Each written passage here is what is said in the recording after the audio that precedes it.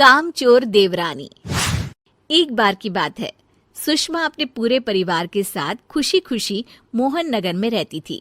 उसकी 2 बहुएं थी, पल्लवी और शिवानी। एक दिन दोनों बहुएं रसोई में काम कर रही होती है कि तभी उनकी सास सुषमा उन्हें बुलाती है। अरे बहू, जरा इधर तो आना। शिवानी, जरा जाकर देखना सासू माँ क्या कह रही हैं। दीदी आप ही देख लो ना जाकर, आपको भी तो सुनाई दे रहा है। अरे मैं आटा गूंद रही हूँ ना, तुम चली जाओ। हाँ तो मैं भी तो सब्जी काट रही हूँ ना दीदी। अरे बहू जल्दी आओ। ओह, ये तो जाएगी नहीं, मैं ही जाकर देखती हूँ कि क्या करना है। पल्लवी सुषमा के कमरे में जाती है। जी मम्मी जी, क्या हुआ? शाम को घर पर कुछ मेहमान आने वाले हैं, तो तुम अच्छा सा खाना बना लेना बहू। ठीक है मम्मी जी, आप बता दीजिए क्या क्या बनाना है और कितने लोग आ रहे हैं। सुनील की मौसी जी और उनका पूरा परिवार आ रहा है। कुल मिलाकर 3 लोग और हमें मिलाकर हुए 9 लोग। तो अभी से ही तैयारी करना शुरू कर दो। और हाँ, घर की सफाई भी कर देना, हाँ अच्छे से। जी मम्मी जी, सब काम हो जाएगा, आप चिंता मत कीजिए। पल्लवी शिवानी को घर में मेहमान आने वाले हैं इसके बारे में बताती है। क्या 9 लोगों का खाना बनाना होगा, घर की सफाई करनी है? बाप रे, सासू माँ ने तो हमें घर की नौकरानी ही समझ कर रखा है। ऐसा नहीं बोलते शिवानी, हम इस घर की बहू हैं और घर के काम करना हमारा फर्ज है।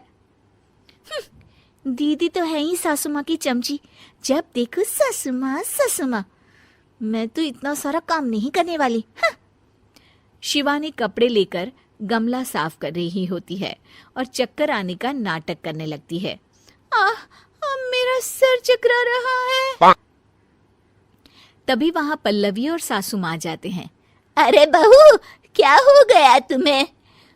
मम्मी जी, बहुत तेज सर में दर्द हो रहा है।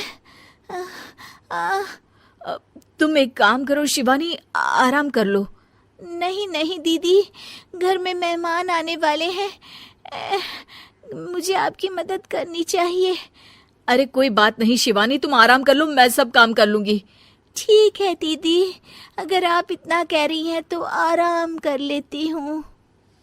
शिवानी आराम से अपने कमरे में मैगजीन पढ़ रही होती है। इसे कहते हैं आराम की जिंदगी। इतना सारा काम। चलो सारा काम खत्म हो गया, शिवानी को देख आती हूँ। शिवानी अपने कमरे में ईयरफोन में गाने सुनते सुनते सो जाती है और उसके साइड में मैगजीन भी रखी होती है। पल्लवी वहां आ जाती है और वो सब देखती है। ओहो, तो मतलब सब काम चोरी का बहाना था। अभी बताती हूँ इसको। घर का सारा काम मुझे करना पड़ा और ये महारानी यहाँ मैगजीन पढ़ रही है, गाने सुन रही है।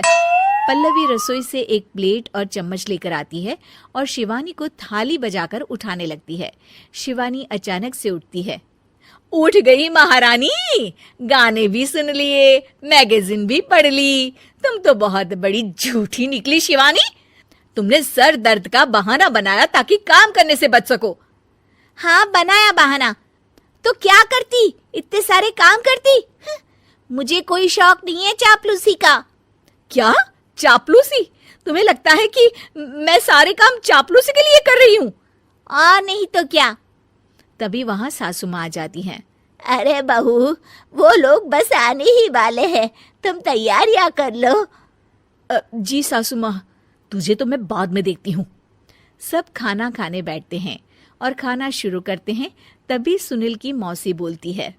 वाह भाई वाह, खाना तो बहुत ही अच्छा बना है सुषमा जी, एक एक चीज में क्या स्वाद है। ये सुनकर शिवानी मुंह बना लेती है। उसे अपनी जेठानी की इतनी तारीफ रास नहीं आती। आपकी बहुएं तो बहुत ही अच्छा खाना बनाती हैं। हाँ, बनाती तो दोनों ही अच्छा है, पर आज ना ये सारा खाना बड़ी बहू ने बनाया है। छोटी बहू की तबीयत ठीक नहीं थी, सो इसलिए। मानना पड़ेगा सुषमा जी, आपकी बड़ी बहू तो बहुत ही गुणवान है। पल्लवी की तारीफ सुनकर शिवानी को जलन होती है।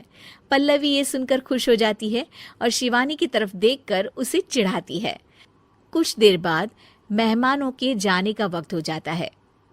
मौसी जी सबके लिए उपहार लाई होती है। वो सबको शगुन के पैसे देती हैं और अंत में पल्लवी के पास आती है। तुम्हारे लिए शगुन का लिफाफा तो है ही, पर बहू तुम्हें एक और उपहार भी मिलेगा इतना अच्छा खाना बनाने के लिए। मौसी अपने सोने के कंगन निकालकर पल्लवी को पहना देती है। ये लो, ये मेरे मनपसंद कंगन है, अब से ये तुम्हारे हुए। धन्यवाद मौसी जी। ये देखकर शिवानी तो पूरी तरह से जल जाती है और गुस्से से रसोई में चली जाती है।